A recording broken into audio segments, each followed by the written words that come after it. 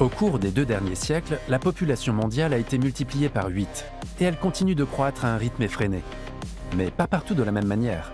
Des pays comme l'Allemagne et la France souffrent aujourd'hui du vieillissement de leur population, tandis que certains pays du Sud ont au contraire beaucoup de mal à gérer la forte croissance de leur population. Sans compter le défi numéro 1, le dérèglement climatique. Toutes nos ressources s'épuisent. Dire que nous sommes au bord de l'effondrement, c'est faux. L'avenir est ouvert. Nous sommes 8,4 milliards et ça continue d'augmenter. Jusqu'où? Et qu'est-ce que ça signifie pour notre avenir?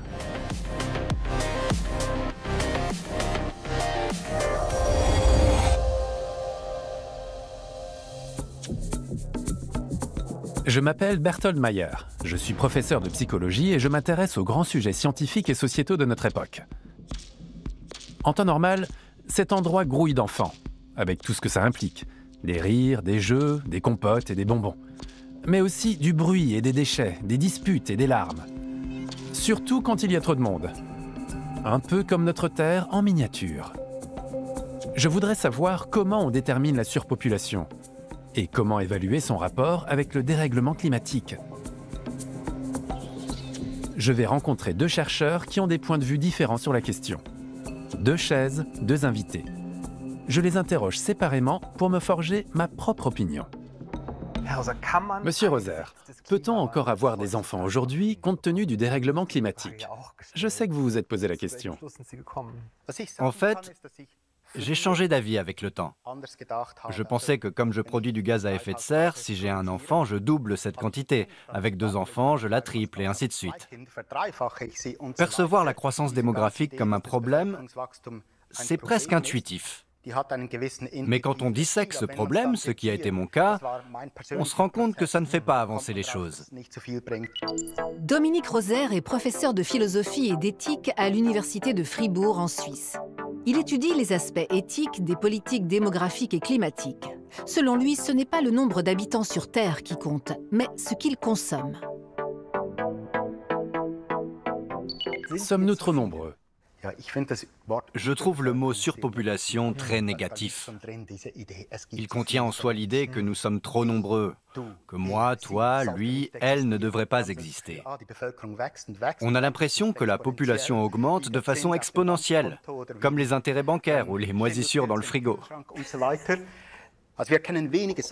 Il y a peu de choses qu'on connaît aussi bien que l'évolution de la population. On y trouve des régularités qui ressemblent presque à des lois naturelles. Dans la croissance démographique, la stagnation est programmée. Même chose pour la taille de la population. Comment la population mondiale a-t-elle évolué au cours de l'histoire? Pendant des millénaires, Homo sapiens se reproduit à un rythme constant de 0,02% par siècle. À l'ère des pyramides, le monde compte autant d'habitants que la France des années 70. Le monde de Christophe Colomb est à peine plus peuplé que les États-Unis aujourd'hui. Au milieu du XVIIIe siècle, avec les débuts de la révolution industrielle, la mortalité infantile diminue. Le taux de natalité et l'espérance de vie augmentent. La population n'augmente plus de manière linéaire, mais double encore et encore. En observant les misérables quartiers ouvriers, le prêtre anglican Robert Malthus élabore une thèse. À partir d'un point de bascule, la population croît de manière exponentielle et la production alimentaire de manière linéaire dans le meilleur des cas. Il fonde un nouveau courant de pensée. Il est donc grand temps de s'entretenir avec une malthusienne. Malthus n'a pas été le premier à remarquer que la croissance de la population était un problème. Et il ne sera pas le dernier. Mais son nom restera gravé dans les mémoires grâce à son livre qui a fait sensation à une époque où la pensée utopiste était à la mode en Europe. Et elle l'est à nouveau aujourd'hui. Karin Kuhlmann est philosophe, éthicienne et spécialiste des politiques démographiques. Elle défend la thèse selon laquelle le monde est massivement surpeuplé, ce qui provoque toutes les crises actuelles. Son message est clair, moins d'enfants. Vous avez été qualifié d'antinataliste, à savoir... Avoir moins d'enfants, oui. Non seulement c'est éthiquement responsable pour l'enfant, mais c'est aussi la seule solution valable à tous nos problèmes, car tout le reste est incertain. Est-ce qu'on constate une croissance de la démographie? Vous pouvez nous éclairer?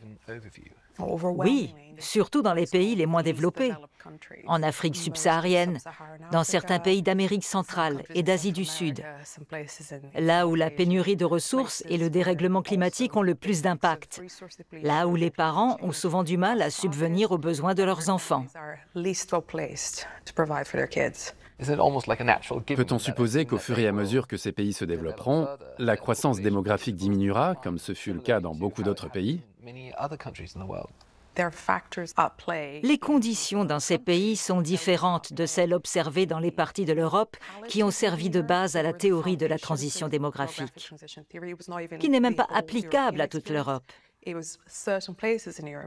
Et pourtant, on lui attribue une valeur universelle.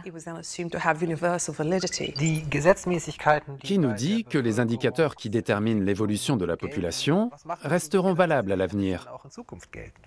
Ça évolue comme ça. On a un taux de mortalité élevé, un taux de fécondité élevé, puis le taux de mortalité diminue. Et du coup, pendant un certain temps, on a une forte croissance de la population, ce qui engendre un dividende démographique qui va stimuler l'économie. Le dividende démographique, c'est la croissance économique rapide d'un État dans lequel la population active est devenue majoritaire par rapport aux enfants et aux personnes âgées. La société s'enrichit et le taux de natalité diminue.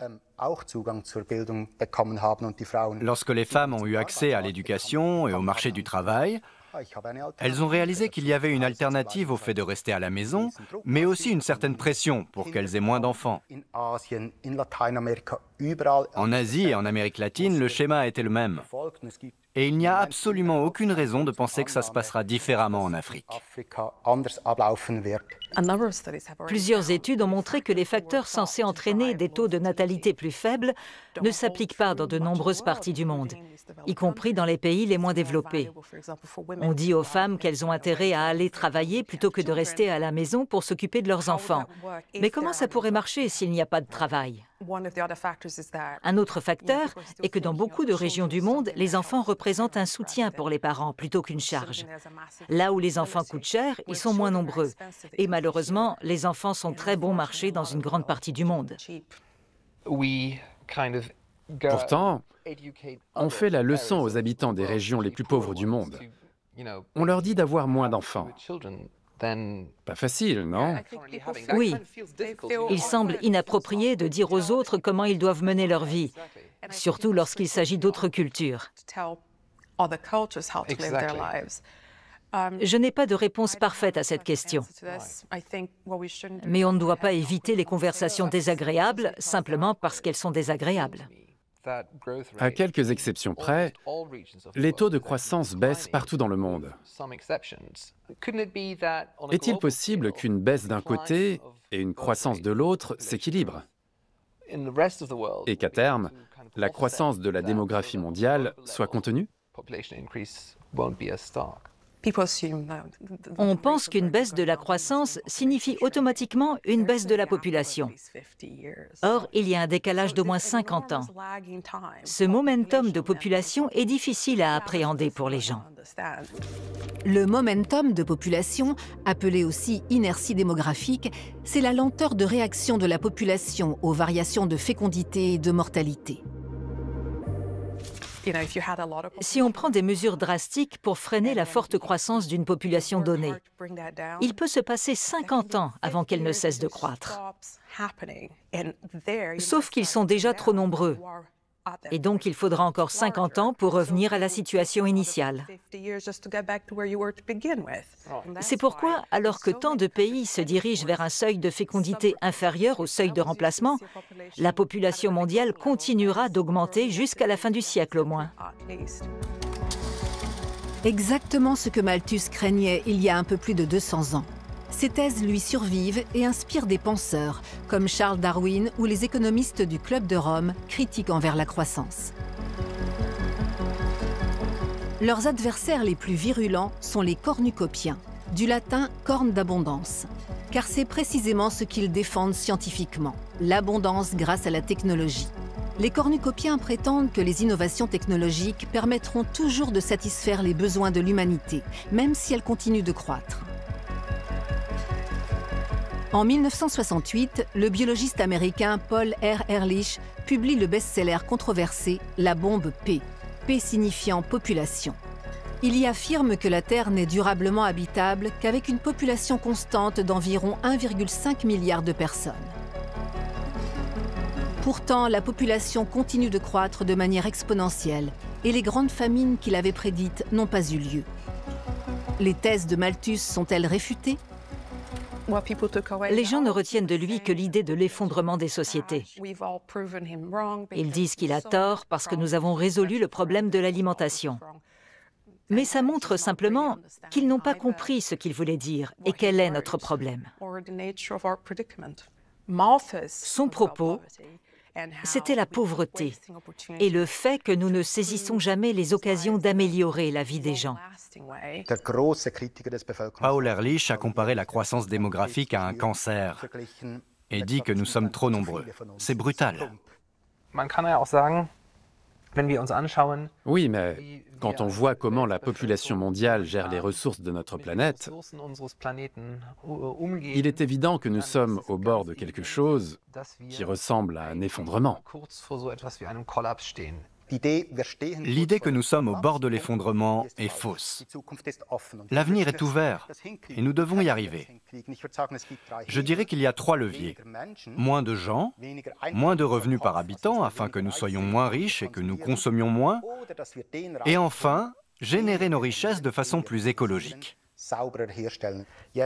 Mais agir sur le levier de la population n'est pas particulièrement efficace, parce que les résultats ne sont observables que des décennies plus tard. 10% de la population en moins ou en plus dans quelques décennies, ce n'est pas déterminant.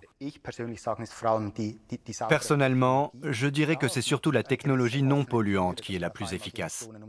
Il existe des moyens de réduire les émissions de 30 ou 50%. Concernant la population, il faudrait pratiquement exterminer des gens pour pouvoir la réduire de 30% à court terme. On invente des ampoules à faible consommation d'énergie. Avec quel résultat? On en utilise plus. Même la science ne nous aide que de manière limitée. Une grande partie de ce que nous faisons nous permet d'ignorer le problème de la croissance démographique et nous fait croire qu'il n'y a pas de problème. Mais votre vision si optimiste de l'avenir ne se nourrit-elle pas d'une croyance en une croissance infinie? Le fait de penser que ça va fonctionner est moins basé sur des preuves que sur une façon de penser, d'être optimiste et plein d'espoir. Et dans la mesure où on manque de preuves pour savoir si ça fonctionne ou non, je ne trouve pas que ce soit une si mauvaise chose. On peut lutter contre la morosité et dire « Regardez ce que nous avons réussi à faire ces dernières décennies ». La croissance économique avait aussi du bon. Elle a permis à des milliards de personnes de sortir de la pauvreté.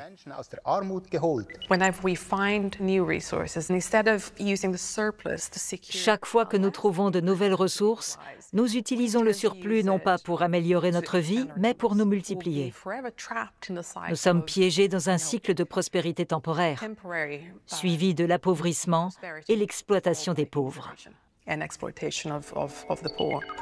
Ce cycle infernal va-t-il bientôt mener à la catastrophe les pays d'Afrique subsaharienne? L'Éthiopie enregistre un taux de croissance démographique de 2,5% par an. Je me souviens de l'époque où notre population était de 73 millions. Mais nous sommes maintenant plus de 125 millions. Chaque année, il y a environ 2,6 millions d'habitants en plus. Feyera Abdissa vient d'atterrir à Berlin. Il a grandi dans la campagne éthiopienne où il a pu constater la croissance rapide de la population.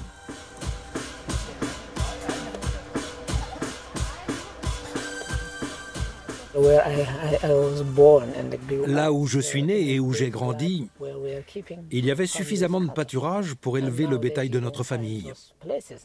Aujourd'hui, ces pâturages ont disparu. Cela montre le changement. En Éthiopie, Feyera Abdissa est en charge des projets de la Fondation allemande pour la population mondiale. L'institution mène des recherches sur l'évolution démographique mondiale et gère des programmes d'éducation et de santé en Éthiopie et dans d'autres pays d'Afrique de l'Est qui connaissent eux aussi une croissance rapide de leur population. Il est venu à Berlin pour présenter à la presse le nouveau rapport de l'ONU sur la population mondiale. Pour la présentation du rapport de l'UNFPA sur l'état de la population mondiale en 2024, arrivé directement d'Addis Abeba par avion hier matin, je suis très heureuse d'accueillir Feyera Abdissa. Merci beaucoup. Bonjour tout le monde. Feyera Abdissa présente la partie du rapport consacrée à la croissance démographique des pays d'Afrique de l'Est. Le taux de natalité est passé de 6,6 en 1990 à 4,1 en 2019. La disponibilité des biens médicaux dans notre pays est primordiale. Nous souffrons d'une grave pénurie. Nous sommes dépendants de l'aide extérieure, car nous ne produisons pas ces choses nous-mêmes, ce qui nous oblige à les importer à grands frais. Il s'agit avant tout de contraceptifs, difficiles à obtenir dans les campagnes. Sans contraceptifs, il est impossible de réduire le taux de natalité qui, avec une moyenne de 4,1 enfants par femme, est encore trop élevé pour la fragile économie du pays. Notre objectif est d'atteindre un taux de natalité de 2,3 d'ici 2050. Beaucoup d'Éthiopiens vivent de l'agriculture. Et l'Afrique de l'Est est l'une des régions du monde les plus touchées par les conséquences du dérèglement climatique.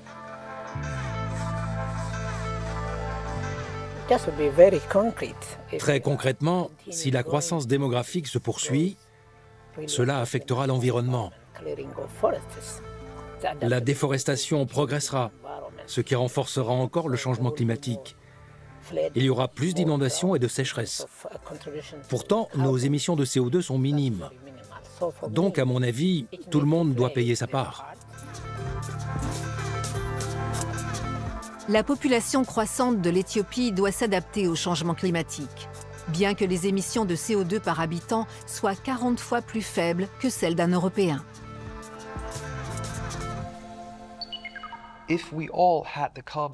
Si nous avions tous l'empreinte carbone d'un enfant éthiopien, il n'y aurait plus de problème. Le vrai souci n'est-il pas plutôt la surconsommation effrénée des pays comme la Chine, les États-Unis et même l'Europe, plutôt que le nombre de personnes sur la planète? Ça me pose un vrai problème de considérer qu'il est souhaitable d'avoir l'empreinte carbone d'un enfant éthiopien qui ne bénéficie même pas des droits humains les plus élémentaires. D'un point de vue antinataliste, quelles seraient les mesures politiques? La première mesure, c'est de reconnaître que les êtres humains n'ont pas le droit d'avoir des enfants. Nous ne pouvons pas avoir le droit de créer des êtres humains. Et nous devons apprendre à en parler. Comment les gens peuvent-ils prendre des décisions éclairées s'ils ne savent même pas qu'il y a un problème? Mais alors, que pensez-vous de la fameuse politique chinoise de l'enfant unique? Je trouve remarquable qu'en Chine, elle ne soit pas perçue aussi négativement qu'à l'étranger, pour autant que je sache. Elle a permis d'empêcher la naissance d'une population équivalente à toute l'Amérique du Sud. C'est un peu cynique, non, de dire que la politique de l'enfant unique en Chine a contribué à ce qu'il y ait 400 millions de personnes en moins dans le monde. Premièrement, il n'est pas certain que la politique de l'enfant unique ait été bénéfique. En Chine, le taux de fécondité avait déjà baissé avant cette mesure. Deuxièmement, il faudrait s'assurer que 400 millions de personnes en moins, c'est une bonne chose. Ce n'est pas si évident, car la Chine est confrontée à un énorme problème, celui du vieillissement de sa population. Certains parlent même du pire des scénarios démographiques possibles. La Chine s'est toujours taillé la part du lion dans la population mondiale.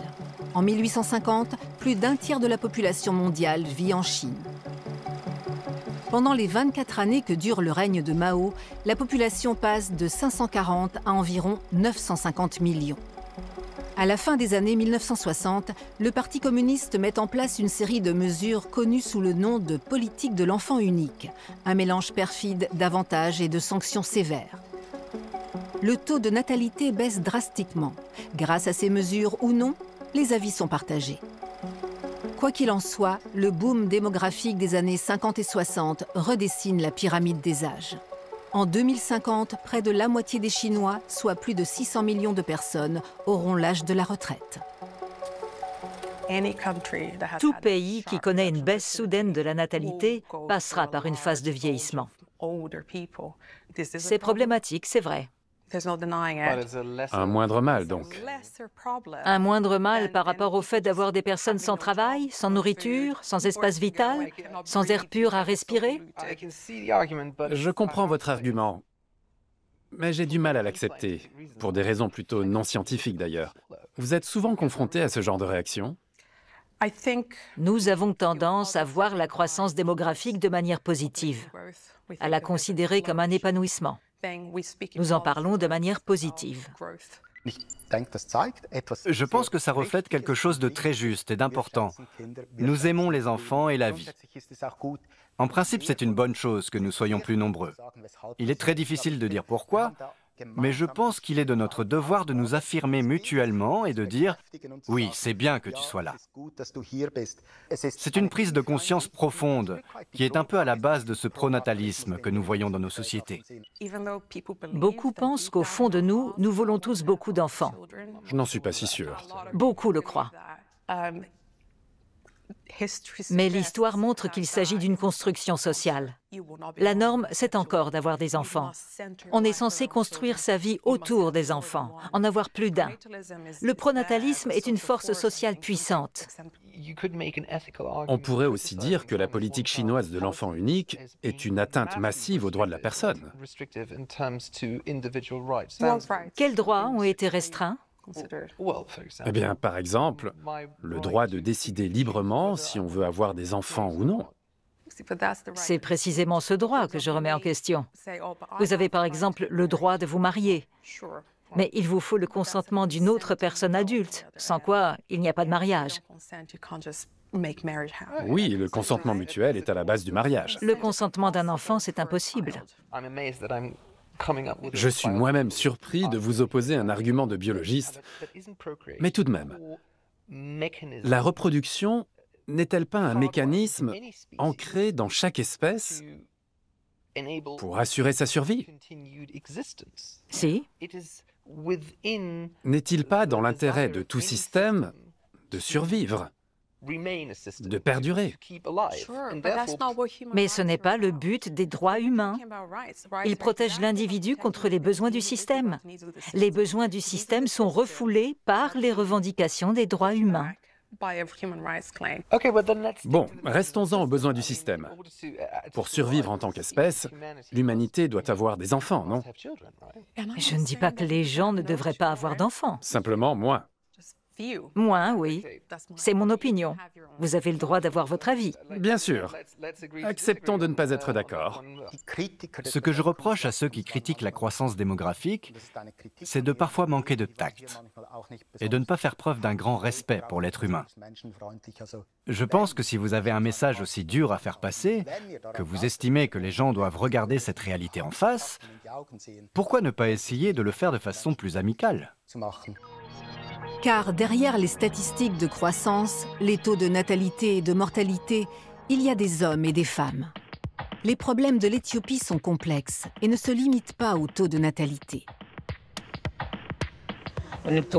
Nous devons travailler sur la santé, le développement économique, renforcer nos capacités.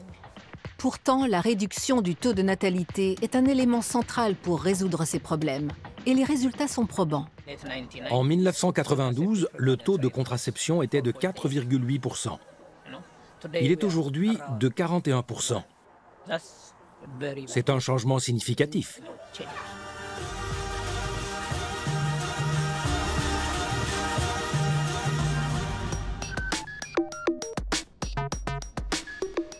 Nous sommes trop nombreux. En tant qu'espèce, nous sommes trop nombreux. Oui. Non. Avoir volontairement un enfant, c'est contribuer activement au dérèglement climatique. Oui et non. Volontairement ou pas, c'est oui. Imaginez un vaisseau spatial avec 10 personnes à bord, 10 lits et assez de nourriture pour exactement 10 personnes. C'est donc l'ensemble de l'équipage qui devrait décider si quelqu'un peut avoir des enfants. Oui. Non, du moins s'il s'agit d'une métaphore de la Terre. Tous les pays devraient trouver une politique démographique commune. Non. Oui. Mais on ne peut pas se contenter d'attendre. Arrêter d'avoir des enfants assurerait la survie de notre espèce. Oui. Non. C'est noté. C'est fou. Sur la base d'une seule et même donnée, j'ai entendu aujourd'hui 2 avis qui n'auraient pas pu être plus divergents. Peut-on encore avoir des enfants face au changement climatique? En me basant sur les discussions d'aujourd'hui, je dirais que oui. Bien sûr, en tant qu'humanité, nous devons réagir si nous voulons résoudre les grands problèmes que sont le dérèglement climatique et la destruction de l'environnement. Mais la solution la plus évidente et la plus urgente ne peut tout de même pas être de renoncer à avoir des enfants. Je n'ai aucune envie de vivre dans une société où chaque enfant est remis en question. Ça affecte une société. Et surtout, ça affecte les plus faibles. Nous allons bien lorsque nous sommes dans l'action, lorsque nous restons positifs et que nous avons des perspectives d'avenir encourageantes. Et cet avenir à inventer, je ne peux pas le concilier avec l'idée dystopique qui consiste à remettre en question chaque naissance. C'est pourquoi aujourd'hui, je me range du côté des plus optimistes.